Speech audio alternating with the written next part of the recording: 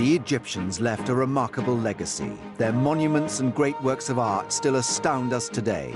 This program will reveal another surprising aspect of Egyptian life, their weapons of war and their lethalness on the battlefield.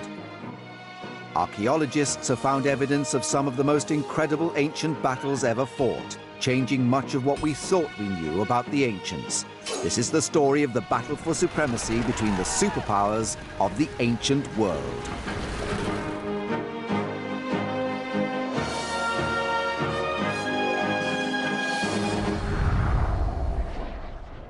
Our common perception of the Egyptians is of a cultured civilization, an educated people who worshipped their gods and rose to great heights of sophistication.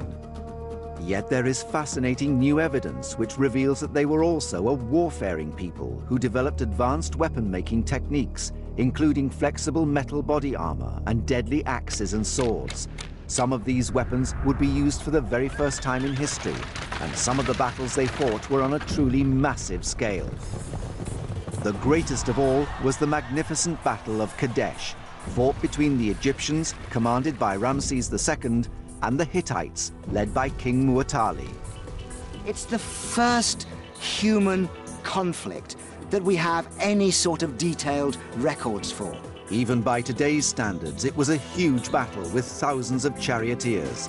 It's not inconceivable that we could be thinking of a total chariot presence in excess of 6,000. Both the Hittites and the Egyptians would bring new advanced weapons to the battlefield. You could almost compare the situation between the Egyptians and the Hittite Empire to the Cold War between the United States and the Soviet Union in the second half of the 20th century. The Battle of Kadesh is the defining moment in the reign of the great Egyptian pharaoh, Ramses II. Imagine coming to the throne as a young man. New powers had grown up around Egypt who were encroaching on the boundaries of Egypt, and Ramses had to face this threat head-on. Through his skill as an astute commander, Ramses protected the lands of ancient Egypt, allowing his people to flourish. The critical factor was ensuring the security of Egypt's borders. Egypt was a beautiful country. The great Nile River fed the surrounding lands, making them rich and fertile. For thousands of years, the Egyptians enjoyed the benefits of this bountiful location. But there was a major problem. Due to the country's exposed position in the east of the Mediterranean, the lands were susceptible to attack from enemy raiders, crossing over from nearby territories.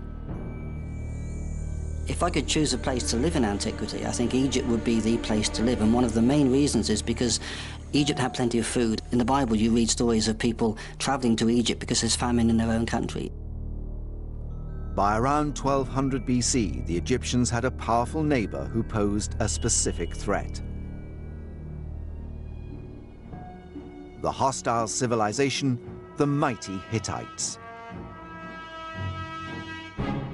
At its zenith, the Hittite kingdom controlled large swathes of the country now known as Turkey, as far east as the Euphrates River and as far south to the Egyptian border to the lands we now know as Syria.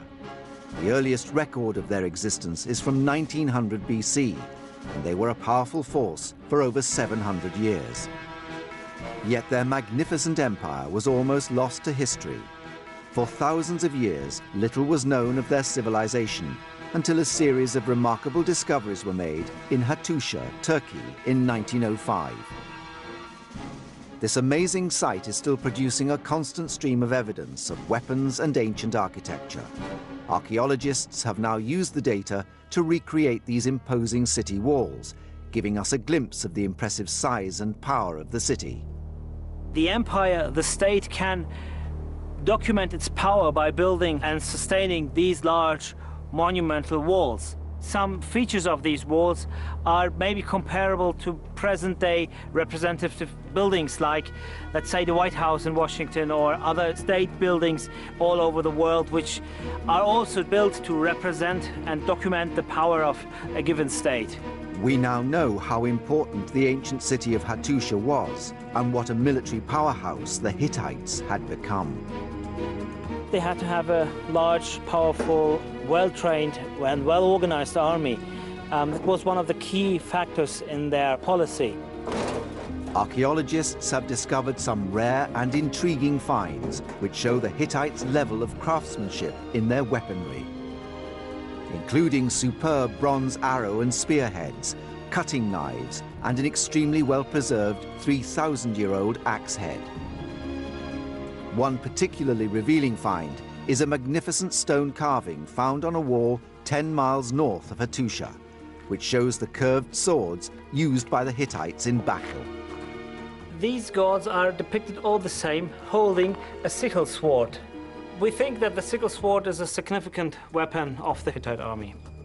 It's believed that the Hittites developed a lethal sickle-shaped weapon, unlike anything the Egyptians were using at the time. The Egyptians had made the critical error of allowing their military system to become obsolete, and indeed their military equipment to become obsolete. That is an absolute recipe for disaster at any period in history. The Egyptian army of this period was an infantry force of bowmen, spearmen, and archers.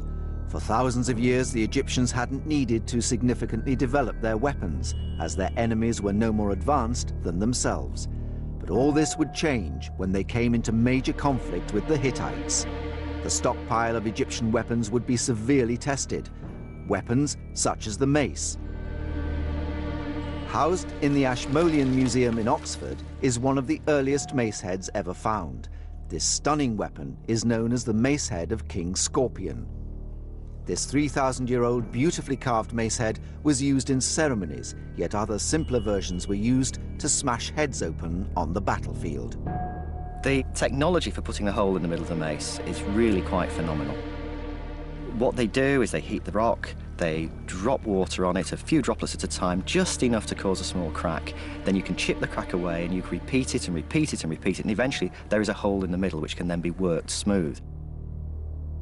It can crack quite hard objects quite quickly and quite effectively, so a single hit could do an enormous amount of damage. It was a fearsome weapon. Employing 21st century technology, we can see just how much damage a heavy stone mace can inflict on a skull. Using a camera that shoots at 2,500 frames per second, we can see the incredible destruction wrought by this weapon.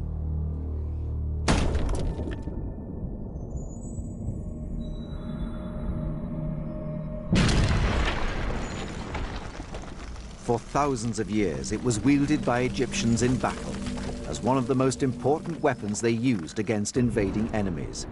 But when armies that wore metal helmets reached Egypt's borders, the mace became useless.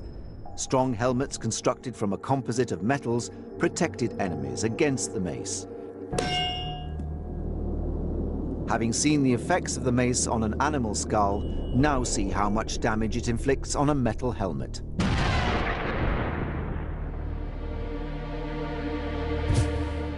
Let's have a look here. Oh, hit right on one of the rivets. And there we go. Perfect little match. It's not really penetrated though. Bit of a headache, but you might survive that.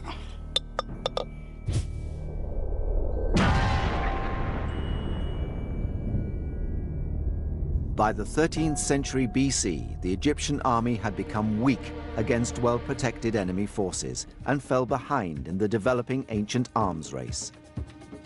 Egypt geographically was so well protected, with the deserts on all sides and the Mediterranean to the north. There really wasn't much need for them to develop any kind of more sophisticated types of military technology.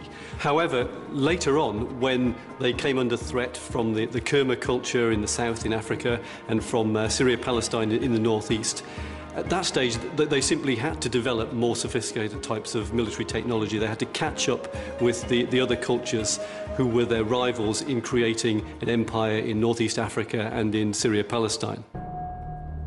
But there was one Egyptian ruler who would realize the importance of arming the country with cutting-edge military technology in order to survive and prosper.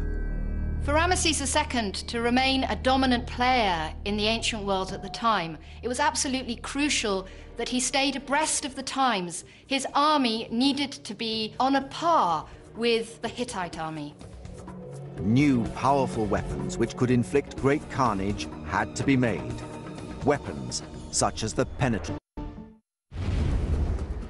By 1200 BC, the Egyptians had become complacent and for thousands of years had not developed their battle techniques. Egyptian warriors were used to the simple weapons they had relied upon for centuries, such as the mace. Yet with increasing threats from the Hittites, they needed more lethal weaponry. To retain Egypt's power, the great Egyptian leader, Ramses II, implemented huge changes in military technology and strategy. He became the archetypal pharaoh, and it's not a surprise that virtually all the pharaohs of the 20th dynasty called themselves Ramses. Ramses was the son of Seti I and was born around 1302 BC. At the age of 14, he was appointed Prince Regent by his father. He's believed to have taken the throne in his early 20s and to have ruled between 1279 to 1213 BC. He would become the most prolific pharaoh to have lived, with many of his monuments still surviving today.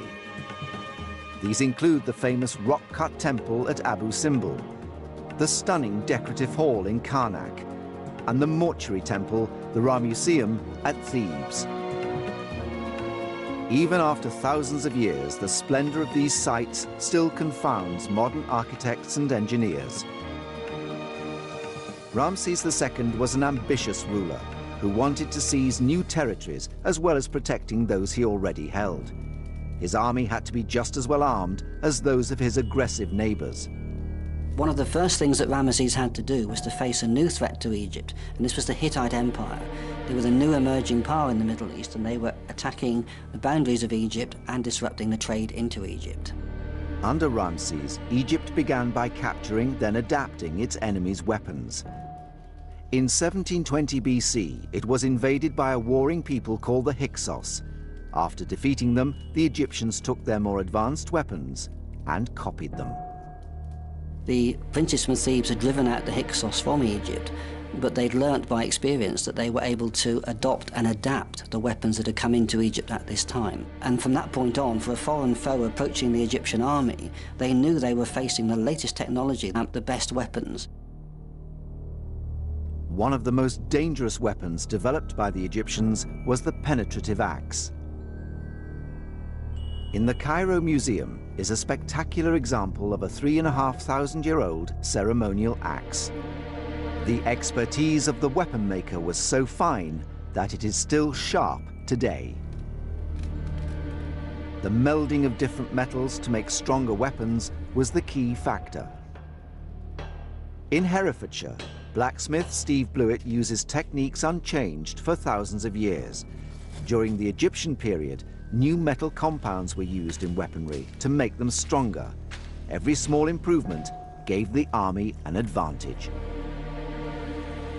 When we're reproducing things like this, the technology is exactly the same. We use open fires and molds. We're still discovering things that we'd actually forgotten that they used over 2,000 years ago. This is a bronze Egyptian penetrative axe. As far as we can gather, it probably would have been used on fleeing and wounded opponents. The new, stronger penetrative axe could inflict serious damage against most protection. This is bronze, which is a mixture of copper and tin, and bronze is actually 3 times harder than either of the parent metals. It's roughly between 9 and 10% tin, and the rest is copper. The forging of these metals is something that blacksmiths would struggle with today.